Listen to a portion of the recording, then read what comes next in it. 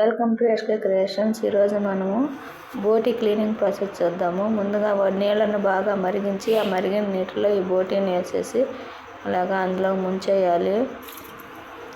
ఇప్పుడు అందులో పేగులు అన్నీ వేసేసి బోటీని వేసేసి ఉంచేసి 10 నిమిషాల తర్వాత దీన్ని ఇలాగ క్లీన్ చేసుకోవాలి. బాగా క్లీన్ చేయాలి. కత్తిపెట్టుకు వేసి రుద్దుకుంటూ బోటీని బాగా క్లీన్ చేసుకోవాలి.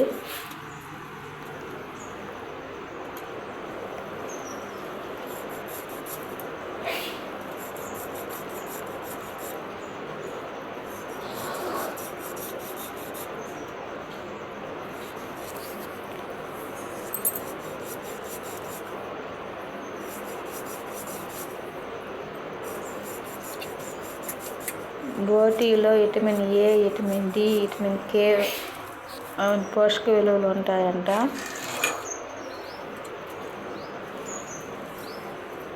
తర్వాత పేగులు మొత్తం చిన్న చిన్న పీసులుగా బాగా కట్ చేసుకొని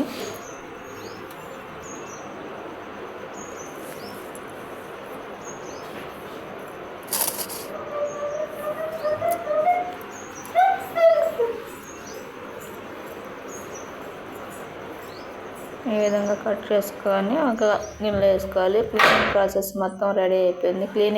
క్లీనింగ్ అయిన తర్వాత ఈ విధంగా ఉంటుంది.